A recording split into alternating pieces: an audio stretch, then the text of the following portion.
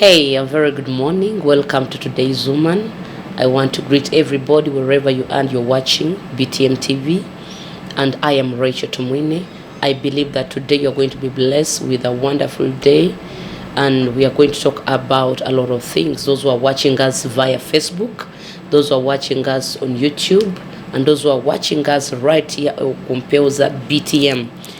Thank you very much. And today we are going to look at women and marriage. Most women, they give up on their dreams when they enter into marriage, yet they are supposed to add value. Mukwano gwanga andaba onako lwalero anti nzikiriza anti you can achieve your dreams, can still achieve your dreams when you're in marriage. Marriage is a beautiful thing. As a woman, it is good when you get married, you feel complete. You mubeereyo nga mugamba nti when I get married, that's when I'll do this. When I get into marriage, that's when I'll buy my own car. That's when I'll do this. You can still have a positive life when you're married. Many women out there, many of our women, I'm also a married woman. Most of women, they give up on their dreams. They focus on children and many other things. So I want to talk to somebody who had a dream before she got married. You have a dream, but after getting a dream, you had a plan, you wanted to do a business, you studied, no soma, you had a career before you got that man. But before you give up on your dream and your visions, omusajja yakuwasiza makage akugambye tula wansi mukwano mu mulembe guno gwe tulimo. Women, we must add value in everything. You must be a woman of value. You must add value. Tewali muntu yenna atayagala muntu agasa. So gwalyeyo andaba encha y'olwaleero oba osinzidde yonna gy'osinzidde okutulaba mawanga ag'enjawulo, even here in Uganda. So it means you can still achieve your dreams, have a beautiful family, and also achieve your vision. So recently I talked to one of my friends, and yali yasoma mukyala yasoma yalina visions ng'omuntu n'afuna omusajja. Omwami bwe yamala okumufuna, omwami namugamba nti nze omukyalo wange talina kola, so omukyalo ono n'agondera omusajja n'abeera ng'abeera waka, naye nga buli kimu kyonna omusajja tagenda kukikutuusaako. Mukwano ali eyo. Before you got married, remember you had a family. Walina taatawo oba maamawo, maybe she even hustled very hard okulaba nga mazima nti osoma otuuka bakufunemu naawe, babeeko kye batuukako. Kati bunobeera ono wekubira one side because of a man. You have given up on your dream, emirimu tokola, anti munange you're trying to please your man. Omulembe guno gwe tulimu, what if that man today abeera nga akuleseewo? Kubanga tulabye baami bangi nnyo nga baleseewo abakyala after giving birth oba abaana nga bataano, amulabaawo as a property. Mukwano, oyinza okuba like right now, maybe you are 30, maybe you are in 20, but what is your life? Olina it say that like from, let me say, like from 23 apo paka nga myaka ngana olina okukolera ebintu ebisinga ng'omwalo muto oba ng'omukyala ejeri mature. What do you really want to achieve in life? Though kale abawala abasinga bagala kufumbirwa from 20 abamba bere ni bagamba that marriage is everything. After I get married, that's when I'll do this. Many of them, they want bagala basajja nga balina kye beekoledde.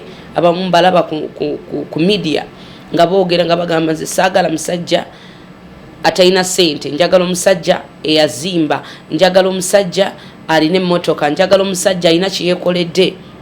How come singa naawe obeera ngo ina kye weekoledde, ng'olina amakaago, ng'olina buli kimu kyonna? It is very possible.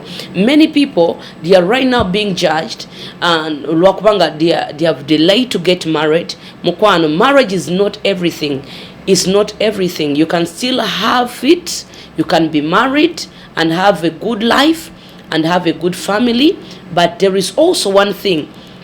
esobola okubeerawo. Bantu bangi bafumbiddwa nga balowooza gye bagenda okufunira emirembe, gye bagenda okufunira emmotoka ennungi, gye bagenda okukolera ebyabwe, enkya n'ogenda okusanga nga bakulangira. It is better to marry late than marrying wrong. I say this again. It is better to marry late than marrying wrong. Ebiseera ebisinga, when you marry a wrong person with the wrong motive or with the wrong ngolina higher expectations ngolina bintu by'osuubira mu muntu. Omwagalwa andaba olunaku olwaleero, ebiseera ebisinga you can get so disappointed.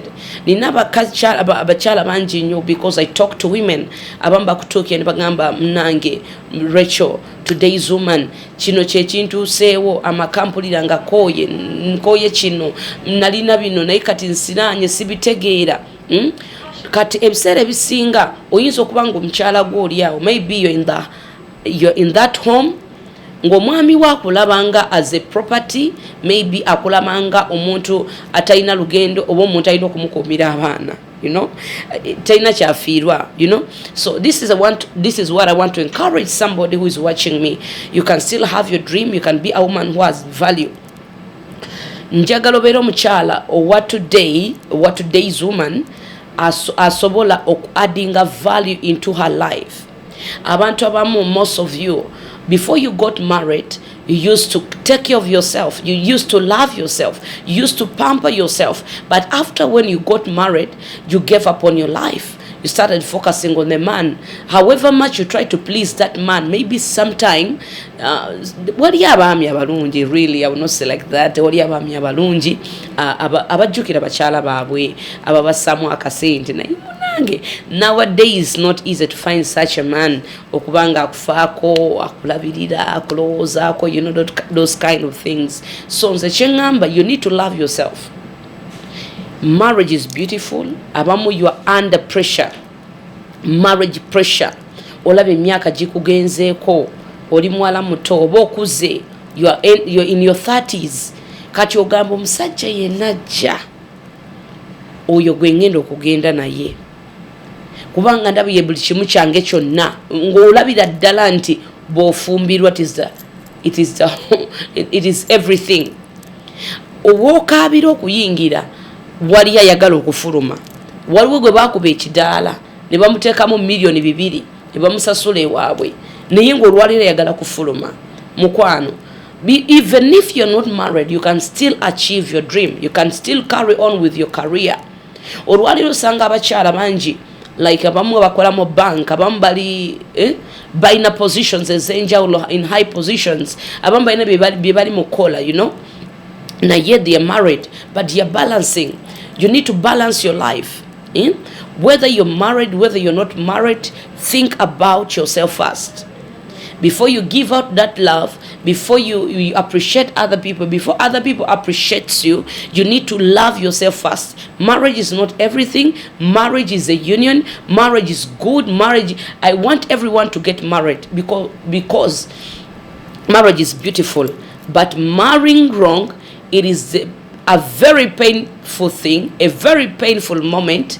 Banji bali eyo bakaba. Abamoyiza okubalabanga balabika bulungi obesimisa n'ogamba I wish I can be like that woman, I wish I can be like so and so. But before you compare yourself and you end up my dear, abamu mubeere eyo, you are trying to please people. You want to get married, you want to do a very huge oyagala kola embaga y'amaanyi to impress people. Mukwano, marriage oba kye bayita obufumbo oba kye bayita wedding, a wedding day, it is only one day. Saawa busaawa eyo gy'oyimiridde n'ogamba nti I do. Marriage is not the day of the wedding. It is not the day of the wedding. It is not the day of the wedding. Beloved, olunaku lw'oyambala ekidaala mukwano gwange n'oyingira, no, you exchange vows. That day, it is not the day of the wedding. Marriage begins after a vow. Abamulowooza obufumbo lw'olunaku lw'embaga. That person ayina w'akulidde, ayina w'abadde abeera, aina gye yakulira aina byabadde aluubirira, you know, those kind of stuff. But this is what I want to tell you. Before you look at all that, nti ngogamba nti nze kino bemala nefumbira omusajja omugagga, bemala nefumbira kino nje kivume kijja kwa kinvuddeko. But I want you to focus on your life. Even when you enter the marriage, nobobo oyingidde obufumbo osigale ng'ogamba wadde ng'obufumbo omwami ono waali oba taliiwo, I'm determined to achieve my dreams. I'm determined to do this. I'm determined to add value. Abamu oyinza okubogamba tewasoma, abamu oyinza okubogamba nti nina kino, ndabyeko abakyala bangi nga baami baabwe babasanga balina kye beekoledde nga balina buli kimu kyonna. But at the end of the day, abaami baabwe mu kifo ky'okuba to boost them okugenda mu maaso ne batandika okubassa wansi. Omukyala emirembe ne gimuggwako, eyalina ina kye yeekoledde, eyalina ebirooto, kati ebirooto bye byonna biri very scattered. What am I trying to say? I want to tell you this. Before musajja oyo baba yakusanga ng'okola, tokkiriza oba okulekera awo. When two partners, when they come together, they are supposed to add value to each other. They are supposed to support each other's dreams. Nze kyengamba mwami gwa ndaba, manyi waliwo abaami abatulaba, era mbasamunya ekitiibwa. Era nzisamunya abaami ekitiibwa, abasajja abayamba abakyala baabwe okutuukiriza ebirooto byabwe. Bakyala bangi nnyo ebintu byammwe bizze wansi, nobeera nga tolina kyotuukako, nobeera ng'oleme n'ogamba naye omusajja oyo, since that man came into my life, obulamu bwange it has been sinking, going down each and every day. Mukwano, what if that man abandons you? What is next? Who is that woman? What is the woman you want to become? Okay, do it for your family. Omuzadde we yakira enkya n'akuzaala. Do it for your friends. Abaali bakukkiririzaamu. Do it for your children. Ogambe mwami wange, this is what you found me working. Sigenda kutuula wano. Amazima gali nti abasajja abasinga tebaagala kubasabiriza. Kale bamuyinza okuba mutetenkanya ng'olinawo sente z'akameeza, omusajja akulekera. Lucky you. Naye waliwo gwe batalekera. You know, recently omukyala omu yagenda nankubira essimu. She called me n'aŋŋamba nti, Rachel, this is what I'm going through. I'm confused. Ndi lubuto.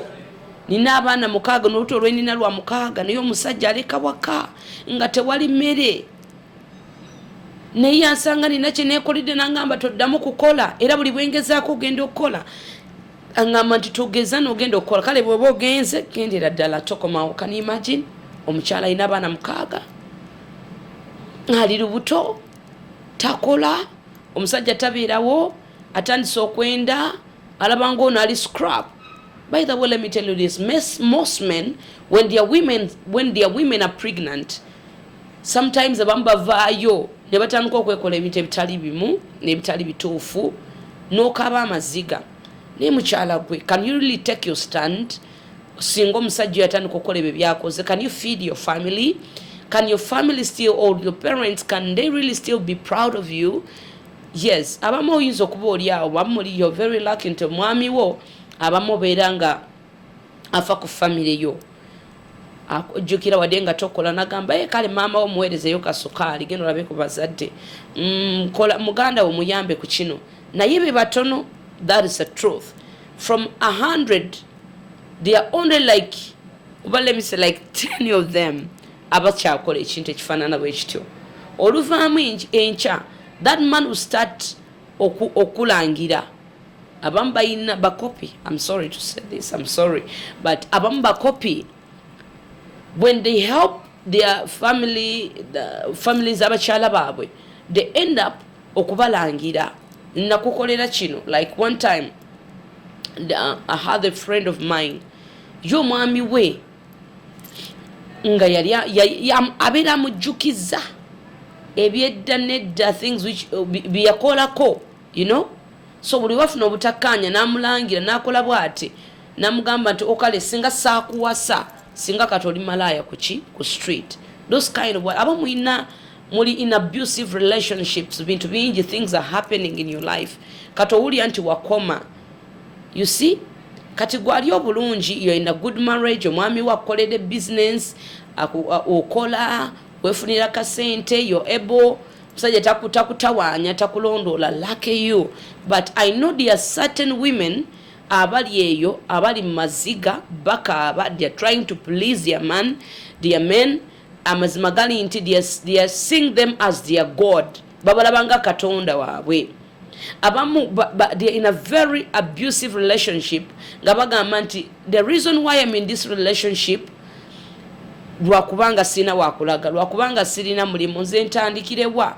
Yes, you can start from somewhere. Things may not be going well, things may not be so promising. Naye njagala kugamba nti, when you add something in your marriage, when you work and add value to your man, I'm telling you, omusajja nga tanaba kuleka, amazima gali nti, before he leaves you, ngoli alaba you are adding value. Baleta omunyo nga naye aleta kirala, nga bagula emmere nga nawe olina kyokola, you know, those kind of stuff. Amazima gali nti, that man will think triple nga tanakuleka, not even twice. Ajja kulowooza emirundi esatu. Akulowoozeemu agambe okuleka omukyalo ono, it is not easy. Siyinza okumumala gamuleka, ne bwe mba mulese, she will still stand. You find many men abamu bebanga balese bakyala abaliko bakyala baabwe baagala kubalaba nga bali ba failure. Yes, nze kyengamba kiri that marriage, it has to add, it needs just to be added. Ebene nga kikwongeddeko, just like a title, naye ng'olina naawe kyeweeyongerako. Njagala kugamba nti it is very possible for you to be married and have a successful marriage and also have a successful business and also have a successful dream. Don't bury your dream because you got married.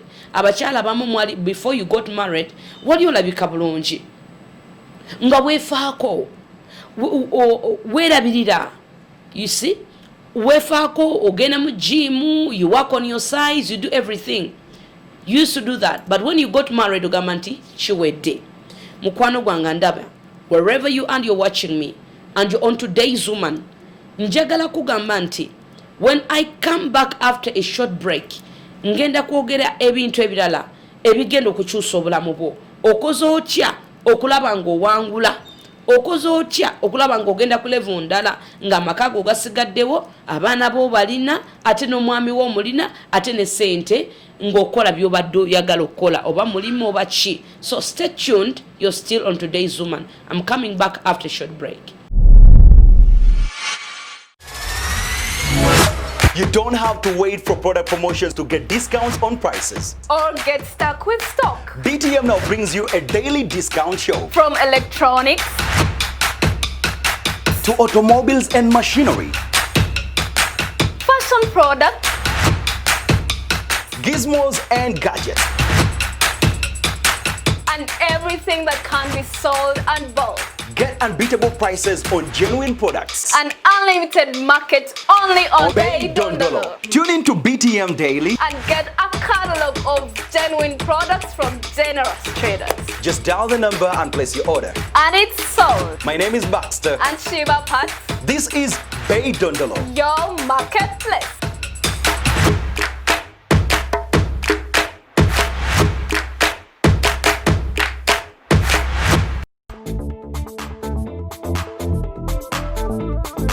Welcome back after that short break. You're still with me, Rachel Tumwine, on today's woman. In our first segment, we looked at our lives as married women. Your life as a married woman. Before you got married, you had a life. You had your dreams, the ones you needed to achieve. So in this segment, let us look at your career as a married woman. This is what I want to say. Mukwano gwandaba, wherever you are, I salute you. Women are great and women are powerful. When behind, they normally say that behind every powerful man, there is a powerful woman. Muchala gwe you a backbone, eriyo mwami wo. Yes, so you add omukyalo mulungi, he brings a crown of glory eri omwami we. Amazima gali nti when you become somebody in life, eri abaami abamu abakkiriza mu bakyala baalaba nga omwami omukyala we ayina kyakola, ayina kyayina, ebiseera ebisinga she is proud of her. This is what I want to say. You are supposed to bring a crown of glory in your home to your husband. You see? So let us look at your career in marriage. Some of you are to alanti that being married is a job. It's not a job. Getting married is not getting a job.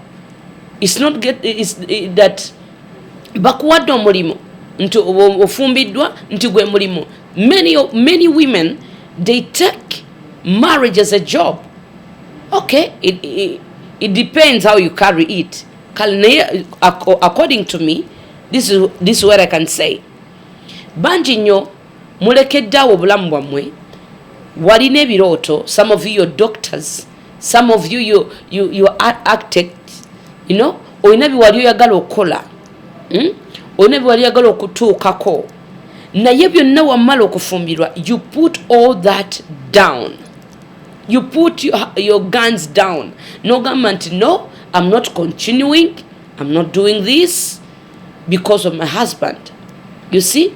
Abamu kale oyinza okusanga nti ekyakulekesaawo okukola, like doctor. Let me talk about like if you have a career wasoma that you're a doctor. Ebiseera ebisinga it is very challenging. You just need a partner as also understanding, who understands who you are and you want to achieve as a family, you know. So omwami, let me talk about as being a woman doctor. Ngoli mukyalo oli musawo, abamu beera ne night shifts, okola mu ddwaliro, abantu you have to save lives. So you need somebody who can really understand you. If you get someone who is not so understanding, ebiseera ebisinga ajja kugamba no, nze sisaba kusula mu nnyumba ate ogende ku mulimo. So you need an understanding man. Mukwano, before you jump into marriage, you need to think about your career. Is this man really going to add value to what I have, or is he going to just subtract? Ntagenda kunzijjako kino agambe nti tuula abo. Bangi nnyo mutulidde your papers, otulidde mpapula zo, ogamba sisobola kukola nti omusajja. Abamu there are certain men abamu nga basoma naye nga bali so understanding. Abamu nga basoma and they are not understanding. They are selfish. Tebalowooza ku bakyala baabwe nti balina abazadde, they have a family, aba balinamu ebirooto, waliyo eyamusomesa, no olina najja kubanga amaze okuwasa. He's telling you olina okutuula kubanga yakuwasa, sikulabirira. Mukwano, I want to tell you this. You need to achieve your career. Leka omwami oyo abeeko kyakwongerako a supporting your dream. Two cannot work together unless they agree. Bemubanga temu agreeing, temukkiriziganya. Nkubuulira amazima gali nti waliwo ekimu ekigenda okufa. But if you work in agreement, nogamba nti I'm agreeing with my partner, nti nkusabye bambi nzikiriza bwadde nga by the way, abamu, let me tell you this. Ebintu ebimu you need to talk about it. Mubyogereko even you before you when you're still in courtship. Uberenga mubyogerako ugambe kino kyenjagala, kino kyenjagala. Abamu, you have got a problem. When you get a partner, okay, let me say like this. When you get a partner, ebiseera ebisinga, you try to kweyisa obulungi. You hide certain things. Abamu partners bamwe akugamba okay, nja kuleka oberenga okola ne betuba tufumbiddwa, you still carry on with your career. Naye olumala okufumbirwa, I'm talking to those people who have been victim to this. Nga bambi baabwe babasanga bakola, babasanga balina career zaabwe, basoma balina ebitabo byabwe. At the end of the day, omusajja ne yekyusa nagamba nnyabo olina okutuula waka olabirira abaana bange. So your degrees, all your papers with all your degrees, your diploma or what ngeje bakutikiramu oba emirimu gyo byonna byewasomerera. So with all that, and the man tells you, you need to sit down. Mukwano, you need to live your life. If you're a doctor, you need to balance. Keep your word. Be a woman with principles. Be a woman with a character. There are also certain women, men, some of them, not all of them. It becomes so challenging when you're having a job, and maybe if you're having something, you have this tendency, you look down on your man.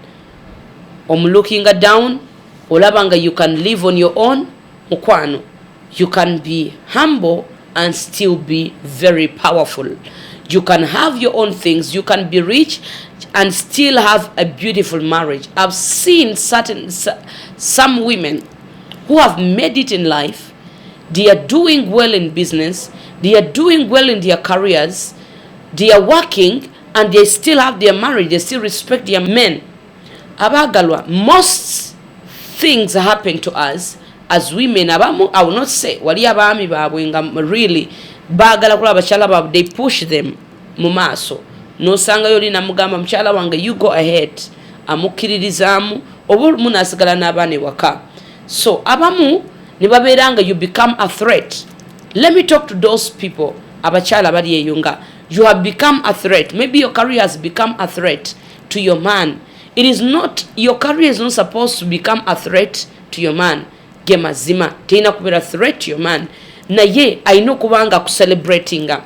If your man is not celebrating what you're doing, or what you're carrying, or what you want to achieve as a family, unless you are achieving it, it is good. But on other way, you need to work as a family. Let us look at this. Some of you have got this opportunity. Omwami oyo yakukiriza okola in a certain office. Okay, let me tell you about this story. Waliwo omukyalo omu, omwami we yamusomesa, namuteeka mu ssente, naga mukyala wange njagala osome. Ng'omwami ye by the way nga teyasoma nnyo, naye nayagala mukyala we yeeyongereyo eki mu maaso okusoma. So omukyalo ono n'asoma, ne bamusomesa, mwami we n'abeera nga asasula school fees. Omukyala n'atandika okukola. Omukyalo yatandika okukola. This is what happened. Omukyala yaddamu kwagala boss, because she was a beautiful woman. Omukyalo ono, she never took her stand. Ng'okuyimirira yagamba mwami wange ono anzikiriza ngende nkole, I will not disappoint him. I will not bring a crown of shame eri amaka gange. Let me be a woman of integrity. So osanze bingi nnyo. So when certain men abambatula like that one I'm talking about, omukyala we yamusomesa namuteeka mu ssente, at the end of the day kata afunyeyo kilaasi ye. Okitegeera, afunyeyo kilaasi ye, katono omusajja takyakola ki, takyamulabako, amulabanga he's not his level. So that is a wrong thing. So if your boss has given you a job, atolina amaka, any man akusanga ng'olina w'otuuse n'ayagala akujjaawo ng'alabo you are on a certain level, I'm telling you, women, we need to stand. We need to achieve our dreams. We need to do things which will really transform other people. Abatulaba. So abami wefe sobolenga okubanga batwenyumirizamu. So this is what I want to say. Katono mwami eyasomesa ono omukyala namuteeka mu ssente ze n'afuna omulimu, at the end of the day namwerabira. Kati abamuyinza okusanga nga you're in that, ofumbiddwa omusajja oyo eyali heartbroken. After being heartbroken, naawe akuwasizza, osomye, oba olina by'olina, tagenda kutrustinga. Some women, you are victim to that, kubanga omusajja ono gw'ofumbiddwa abadde aina story ye, aina byayiseemu ng'omuntu, so takkiriza mu kye bayita mukyala. So gwe mukyala gwandaba ali eyo, what are you going to do about that? oyina omusajja takkiriza mukyala we kukola kubanga mukyala we alina kyeyamutuusaako, omukyala we yasooka. So if you're a victim to that, oyina okutimira your stand. You can try to please that man, you can try to change his mind, naye nga aganye. You need to take your stand and say, oli yali oli, nze buli muntu yenna alina omukisa gwe. You see? Ate emitima tegifaanagana. Mukwano, andaba olunaku luno lwaleero, I know you love your marriage and you have your career and there is something you want to achieve in life. I want to tell you nti osobola okubeera ng'olina ky'otuukako. Kubanga at the end of the day, omwana w'omuntu kizibu nnyo okumusanyusa. Ndabyeko abakyala nga bafumbo, you see, ng'omwami we yamugamba bakusasula sente meka ku mulimu, kati njagala otuule ngenda kubanga nkusasula sente ezo. Kale baba ayinza okubanga alina kyayinza okukola, ayinza okukikolayo omwezi gumu, 2, 3, tajja kusasula, bijja komaawo. At the end of the day, what are you going to say? How are you going to help your family? That's why you are going to find that ojja kusanga nti there is a lot of abuse that is going to happen. Nkubuulye mukwano gwange ndaba, I believe you can still achieve your career, you can still do that business, you can still do things if you keep failing. You have cheated yourself, you have given up on your dream, you have given up on your career, try to please somebody else. Let me tell you this, don't cheat yourself. Life is short, life is so good.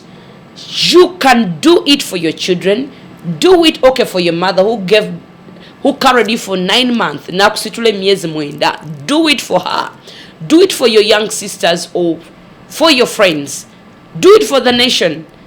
Kubanga bamuli eyo mchimanyi there are many women abali so intelligent, abali so talented, abali so bayina ebirooto bingi nnyo, but they are being tortured, they are being babatuddeko naye ng'enkyebe bandifuusa ab'amaanyi.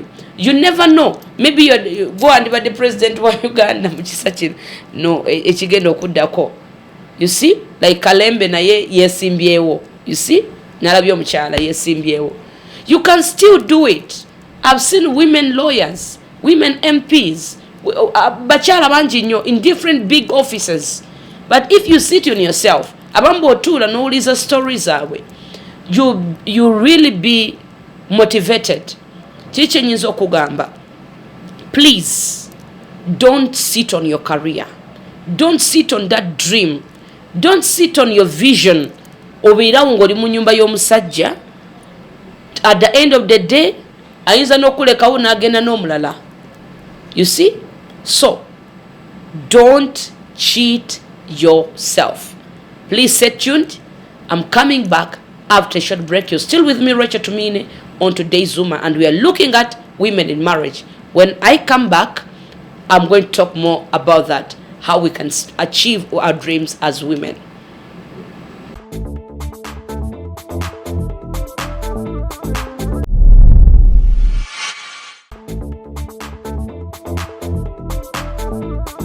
You're still with me, Rachel Tumwine, and we are going to look at this segment, how to support your support as a married woman.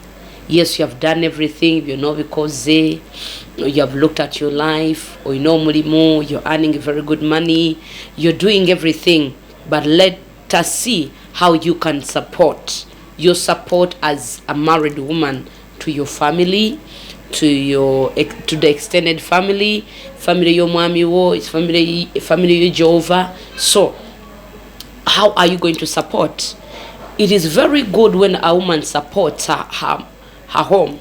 Omwami wo najanga ayina ekizibu oba ayina any challenge, maybe a bank ayina loan, and you come out and stand, no supporting omwami wo, no supporting makago. Many women, most of the time, abamubeerawo ne mugamba nti sente zange za kikazi, sente zange zino zange toyina gwogasiza. How do you expect a man to value you when you're not adding any value to his life or to your marriage or to your children. Osanga y'abakyala, you can't even buy clothes for your children. Abaana bato basoba nabagulira engoye every time oyagala omwami kubanga olina omwami alina ssente buli kimu kyonna n'okirekera omusajja.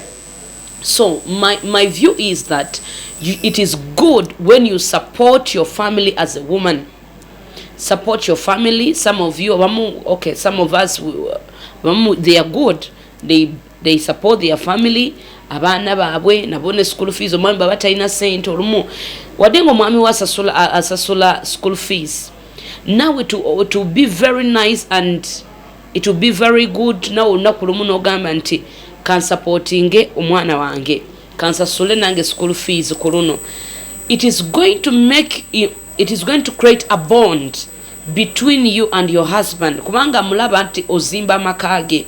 Omukazi omugezi azimba amakage naye omukazi omusirusiru amakage agamenya n'emikono gye. So ku mulembe guno it is very good when a woman stands out and you support your family. Omukyala yenna asupportinga family ye oba omwami we oba family zonna naberanga zisupportinga amazima gali nti the people will be very interested ate bajja kubeeranga mbutuufu bakusamu ekitiibwa. Some of you mubeerawo ne mugamba nti nze munange temampa kitiibwa omwami wange tampa kitiibwa anakuwatya ekitiibwa nga mbutuufu togasa nga mbutuufu you are not adding any value, you are not so supportive. A supportive wife or a supportive woman buli muntu yenna abeera muyaayanira. Everyone wants to be close to that woman. Ebiseera ebisinga osangayo abakyala abamu nga bagamba nti omukyalo oyo mukazi mulungi nnyo tosobola kugenda gyali n'atakuyamba. Naye amazima gali nti osangayo, okay, let me say like this, osanga omusajja ebiseera ebisinga when a man babanga ali mugabi ate ng'omukyala bwe mukodo nga yeeyagaliza yekka kano kange kano ki omusajja omusanze nga naye alina abazadde be alina baganda be balina okulabirira. He had a family. There are some people who are looking up to that man. Now you have come together in this union, so you're supposed to support this man mu byabadde akola naye he is supposed also to support you nawe mu byobadde okola oba mu byoyagala okukola. So when you come together as a family and you work out together amazima gali nti it is going to be very good. Naye most of the time you find a lot of many families were like extended families ezo side y'omwami wo side y'omukyala osanga most of the time they are having wrangles, especially as women. Osanga ng'ogamba abamu you find them ng'ogamba nti nazaala wange andoga baganda ba mwami wange my in-laws tebanjagala balamu bange tebagala baana bange. Lwaki? Kubanga bwajja okufumbirwa wayagala okwefunza omusajja ono n'esente ze zonna.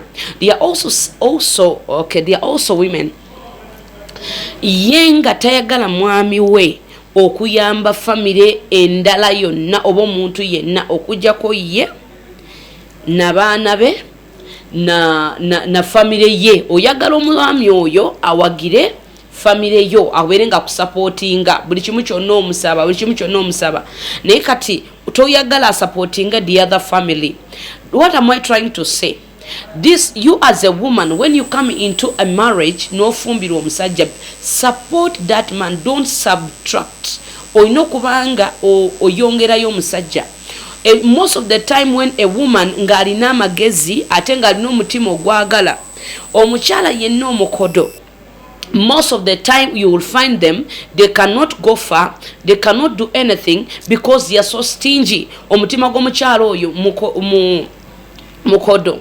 Abamu abakyala, okay, let me say like this, in our marriages most of the time abamu basanga abamu osanze ofumbiddwa omusajja really aina abaana be wamusanga nabo, you see, aina abaana be wamusanga nabo oba babaleese awo naye you're mistreating this family. At the end of the day abaana bano abaze mu family eyo they are going to get a lot of challenges. Abamu genda kusanga nga tobawa mmere, abamu babonaabona bagenda kukwevuma. You as a woman, what is your contribution? What are you going to do for your husband, for your children, for those people abazze mu bulamu bwo? Families is a fair. So it is good as women, our lives matter most, and also ne life y'abantu abalala. So leka tubeere abakyala aba addinga value to other people. It is not good. Let me tell you this, a woman, omukyala, women are mothers. Tulina abakyala bangi bafumbo, tulina abakyala bangi bamaama era bazaala emyezi beeteeka olubuto emyezi 9. Naye si bonna nti bamaama, ate si bonna dia marriage material, si bonna nti bazimba. Abakyala bamaama zimagali nti some of us women tetuzimba. Omusajja wamusanga ina kyayina, but you made sure that omusajja ono adda wansi. So what am I trying to say? Mukyala gwe buli bogulawo ennyumba yo eri abantu abalala nabo bafune ku buyambi, nobeera ng'obaguliddewo ennyumba yo nabo you give a hand nosasulirako abalala school fees, tekirimu buzibu bwonna. Omukyala bwe bukyenkya n'ogulira nazaala wo gomesi, oba n'ogenda mu supermarket, oba n'ogenda mu katale n'okola shopping, engeri gy'oshoppingira bazadde bo abakuzaala oba side yo. It is the same thing because this other family, you have come together, you are one family now. Engeri gy'osobola okushoppingiramu maama wa kuzaala mukwano gwange, yengeri yemu gy'osobola nate okusobola okushoppingira your mother-in-law, ogende you support her because she's also your mother. So tubeera abakyala who have value, atenga tulina kyetu we are so supportive. Mbulira, most of you nkankubulira ekintu, if you do that, ng'omwami wo omwagalidde maama we, omusupportinze, omusaamu ekitiibwa, osangayo abakyala bamu ng'agamba nti okusanga nazaala wakiri osanga malaalo. No, that is a wrong thing. If nawe ng'omwami wo batayagala okusanga malaalo, siwulyangayo basajja nga boogera bwe batyo. Most of the time it is us women nti okusanga nazaalawo osanga malaalo. You see, fa abakyala fa basinga okuhaba that thing. Lwaki? Kubanga oyagala kumwefunza, but omusajja yenna bw'omwagalira omuzadde we, n'omuzadde ono n'omwagala, n'obekinga sure maama oyo eyakuzaalira omusajja, omekinze sure omunayo afunye, n'omekinga sure akasukaali akafunye nga nawe bw'okafuna ewuwo, amazima gennyini nazaala oyo agenda kukwagala. Naye abaagalwa abandaba olunaku olwaleero, ogenda kwewonya emitawaana mingi nnyo. Ojja kusanga olunaku lumu ng'ofunye ebizibu oba mufunye obutakkaanya mu marriage yammwe. So these people, oba your in-laws, they are the people who are going to stand out, bakusupporting, bakulwanirira okufa obufi. Kubanga lwaki? You came as an addition, wajja ng'ozze okugattako, si kubaawula. So abamu abakyala, we have got this problem. Buli bwe tujja oba ne tumala okufumbirwa, to making sure oyawula maama ku mutabani, baganda your in-laws, sister-in-laws, naddala abo, ogenda kusanga at the end of the day you are separating the family instead of bringing unity, ate nga babeera nga bali bumu, but you make sure you don't want them. Naye family yo waliyo n'abakyala balina this tendency, side y'omusajja bekyala, you see, side y'omukyala okay, let me say like this, side yo bekyala osanyuka ne weetala mu kiyungu n'okola buli kimu kyonna, omusajja oyo ali kukulaba, ayinza okuba tayogera, because most men abamu babeera basirise, ayinza okulaba ekintu ng'atakiraba, he's not seeing, wadde nga takugamba, oyinza okuba olowooza nti gwoliki oli mugezi. Naye muganda wange kankubuulire, side y'omusajja bekyala ng'obayisa bubi, tojja nakuba na kyakwebika, n'abaana bo tebajja kubuuza. One time you also find that you have this other family, your husband's family, they are waiting for you, they need your support. You see, the same way you have the support, you want to support your family as a woman, you want to support your sisters, you want to support your brothers, you want to support everyone so long as it's on your side. The same way you have to support, your support is very important to also to the other side. One time I went to one family, and this family, I was just a guest.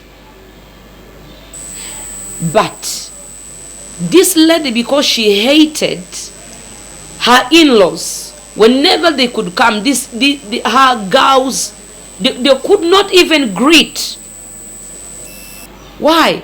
Because they are having wrangles. They are not welcomed in that home. But whenever nga side yeweja abera musanyufu nnyo ne yetala mu kiyungu ne family y'omusajja, every time when they come, she doesn't want to move, she doesn't want to do anything. Omukyala awulira nga akwatiddwa akensonyi like a little bit nabika koko naye abaana already amaze kukibateekamu mukwano. We need to support. The reason why some of you, that your family members overside your mommy, the reason why they're not part of you, they are not supporting you, they don't tebagala na baana bo. By the way, kankubulire osanga yo abakyala abamu, you are married, you've been married for long, naye nga amazima gali nti abaana bo tebabagala. The day that man will get another woman, nkukakasa, this family will come together with the other second woman. Omukyalo gwe bafunye bamuwa amaanyi baberenga bamukyalira kubanga gwe walema okubanga okwatagana nabo. Ate nga ebintu byandibadde bitono nnyo. No one is fighting for you. Obeera n'ogamba tebakwagala. What am I trying to say? Let us be women who are adding value. Your support is very important. So if you support abantu bano kizibu nnyo, do your part. Some of them wabeereyo abantu, okay, they are also this kind of people, some kind of our in-laws or what. Most of them you find them bonga bagala chinji, babeera bakamula muganda wa all the time. Atenga mazima gali into, you know the situation of your man. Omanyi sente zayingiza zayina naye nga family ye mutadde ku tension all the time. They want to milk your husband. You as a lady, what are you going to do? Sometimes you need to stand out or immediately government. I'm going to support my husband. I will support his family. We are one. We sit on the table. Mugambe mwami wange, my family belongs to you. And you sit with the your family belongs to me. So whatever we are going to do for our family, we are going to decide together. So if you have that bond and that union, omusajja onagenda kulabanga omusajja omukazi alina amagezi amazima gali nti even if your in-laws will come out ne batandika okwogerako ebitaliimu like things bakwogerako bad things, they bad mouth you nga bakwogerako, this man will come and speak about you well kubanga akumanyi, you are so supportive. Abakyala abamu amazima gali nti yatuya omwami wakulaba okola, but there is nothing kyokyusako. You can't buy anything. Nebo bango ina kyoguze or making sure it is a shame. Mugamba naguze kino mpa sente zange kati mbulira, what are you adding? Kyofala bamamu sanze nti omusajja ajja kugamba sagala kuddamu kulaba ng'okola, sagala kuddamu kulaba ng'okola, tuula waka naye ng'ebizibu mukwano guwabyerete. You brought that on yourself. But if you are adding value ngalaba what you're doing, it is really beneficial. It is adding value. It is bringing an impact in your home. Abana bo bafunamu, other families bafunamu. Okay, let me also this. You as a woman, as a married woman, you are married to that man. Aina bantu bayina okuyamba. Some of you maybe mulia you have been hurt many times. Musembeza abantu, you sembeza your in-laws. Abamu bagala kulaba ng'ofa kati nawe wakoowa bakuloze bakoze bichi, all those kind of stuff. But what are you going to do? You are going to trust your God. You're going to trust, do good things. Omuntu yenna akola ebintu ebirungi, most of the time God is always on your side. Kyenjagala okugamba kye kiriwa. Let us be supportive. Leka tubeere nga tulina kye tuwongerako. Katubeere abakyala balina value.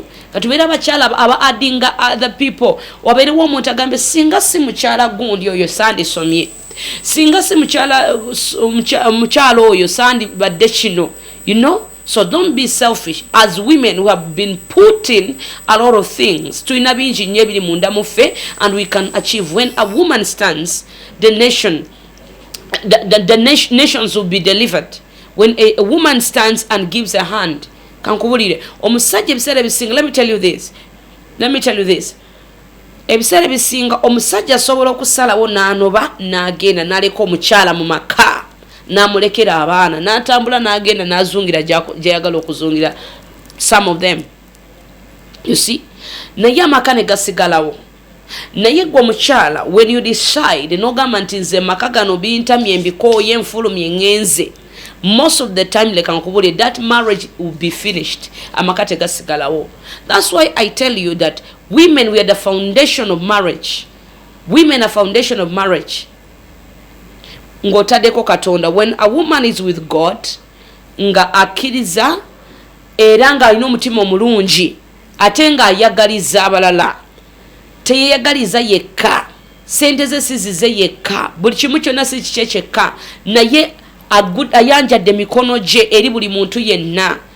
Amazima gali nti amakago gajja kunywera omusajja ne banu banagenda n'amala like 10 years, lunaku lumu alitambula akomewo eri mukyala we kubanga lwaki you have been so supportive. So I'm going to come back after this short break and I show you and I tell you how you can overcome and you become a better woman. Omukyala ayamba abalala, omukyala yeyongerayo, ayina kye yekoledde ate nga buli muntu yena musanyufu nga tolina bakuwalana. Amazima gali nti. So stay tuned. You're still with me, Rachel Tumwine, on Today's Woman, and you're looking at marriage, women and marriage. Stay tuned.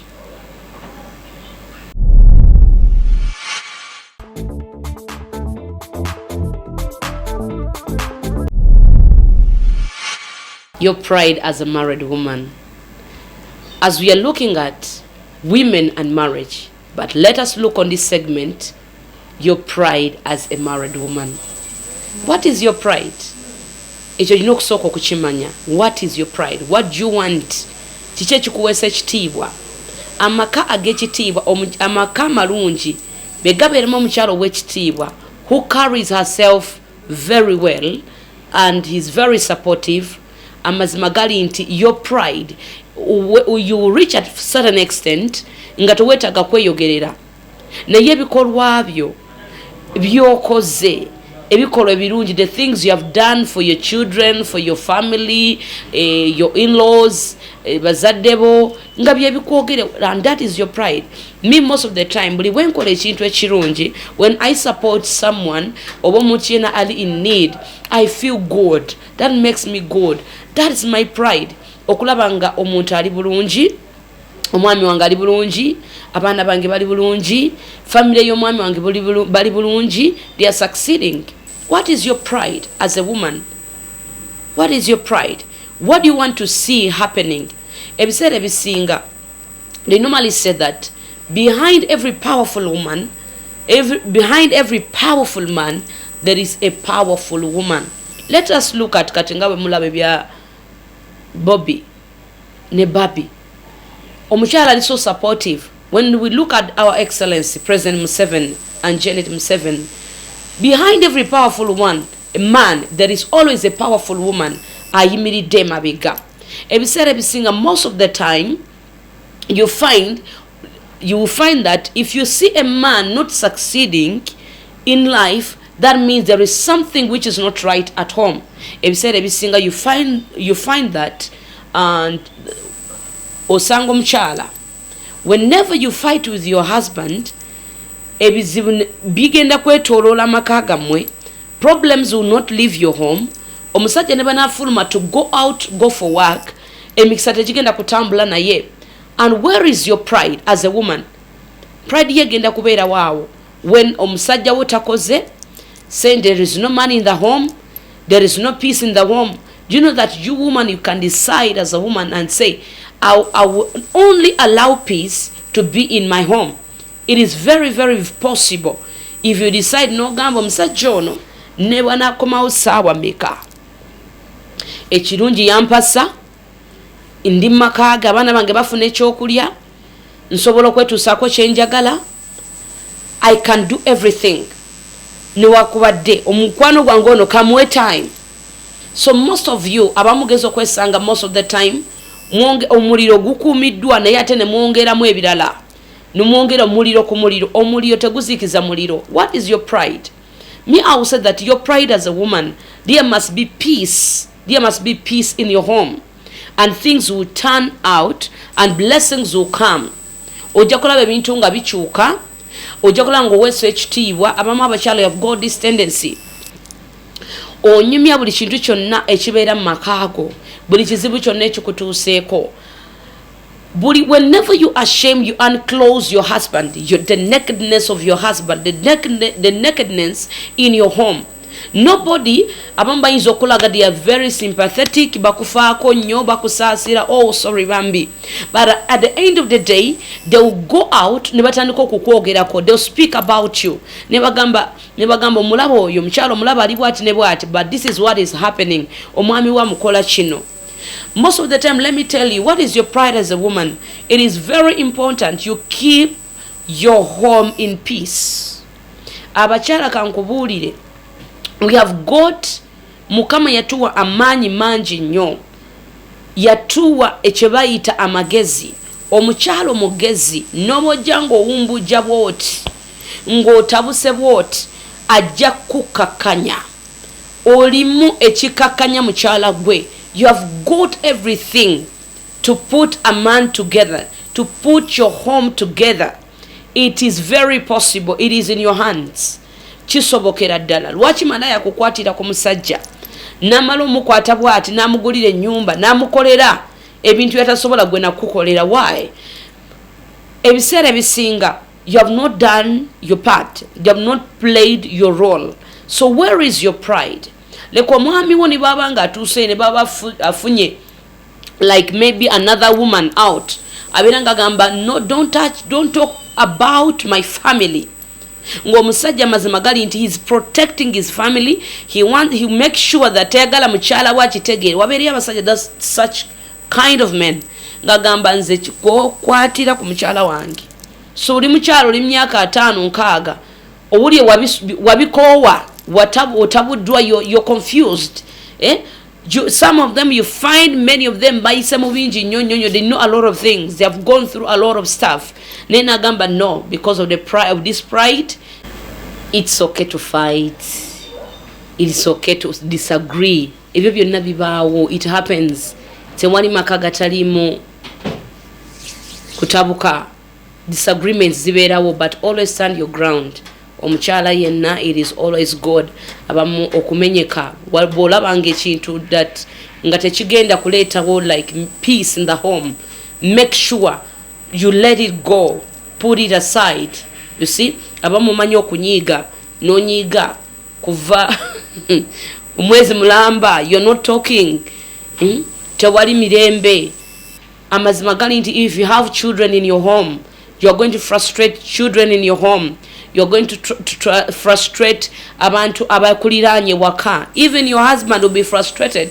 Jalaga jatambulira mu mikwano gye ku mirimu bajja kwebuuza wateekeddwa okubaawo, there's something wrong, maybe something happened. So don't give an opportunity abantu okutegeera what is happening. It is okay. Nekirala wayinza okuba there are people out there abagamba nti ebyabo buli kimu kyonna kiri bulungi. Nobody should lie to you. No marriage is 100%. And remember this, that everybody is a failure in love. In marriage, everyone is a failure. But it's up to you. Tewali no masobola kola ebintu 100%. You as a woman, you have your own weakness. Also your man has your own weakness. When you work on your weakness, if you're stronger in one area and your other partner is weak on the other area, so see where you're strong. Bobango you are in another area and is strong, try to support the other weak part. You see, so you support each other. So your pride is be as a woman, build your marriage, let it have a foundation. Like me, let me say like this: if I'm married, if We have got a challenge. We are not talking. Bwabanga tewaliwo omu ku ffe stepping it down nagamba nyinza okubanga nze ndi mu nsobi, I can say sorry. Yes, because of love, sometimes you can find that you say sorry. Ate nga si gwali mu nsobi, abamu beera n'ogamba okay, sigenda kugambako sorry kubanga sinze nakoze kino. So sorry, excuse me. So ng'omuntu, as a woman, as a lady, bonomanya your pride, how to carry that man, ojja kwewunya, because you're simple, because oyinza okubanga olina byonna, you can have the money, you can have everything, you can have this, build together. Above all, a smile eyo gy'olaba eyo eleeta ebintu bingi. Kati for example, maybe when your man comes back from work nga mwayombye mwanyize, okay, nga mwanyize really, bakomawo he's expecting you okubanga onyize, welcome him with a very big smile. Do it. Tokkiriza omusana kuva eno ne gugwa eno when you're still annoyed. You see, buli lunaku lubeera lutya. Every day is a new day. Every day waliwo kyolina okukola, waliwo ebintu Katonda byakutegekera you as a person. So don't give omulabe to come into your marriage to destroy it. This is what I want to tell you. So towa mulabe gap, create an atmosphere. Towa mukyalo oli omulala a gap okujja kusanyawo amakaago. So this is what I want to tell you. It is good and it is very possible if you decide you're going to have a best marriage. I want to thank everyone who started with me when we started our program. Thank you very much. Mwabatuwagala mwebalire ddala, mbasa munye kitiibwa. Thank you for loving today's woman and for loving Rachel Tumwine as me. Thank you very much. And as today we looked at women and marriage. On our first segment, we looked at the life of a married woman, your life as a married woman. Second segment, your career as a married woman. Third segment, your contribution as a married woman. And our last segment, we have looked at your pride as a married woman. So what we have talked about today, londa mucho nakyolaba ekikoledde, run with it, do it. You're going to have a very wonderful marriage and you're going to enjoy life. Nze mi nkusigazaayo nga nkugamba this, that ebyajjo byajjo, ebyaleero byaleero. Perceive your day, ulutandike olunaku lwo buli lunaku, it is notandika fresh. Don't bring yesterday's problems into your today. So put that aside, put that behind you, you see what will happen. You have a very wonderful marriage, very wonderful life, and you see great things happening. You can follow us on Facebook. Today's Woman on Facebook, Today's Woman on YouTube, Today's Woman on Twitter, and Today's Woman on here on BTM. Thank you very much. Mwebalide ddala. Have a blessed weekend. May you see great things happen in your life, in your marriage. Love you all. Bye-bye. See you again next Saturday.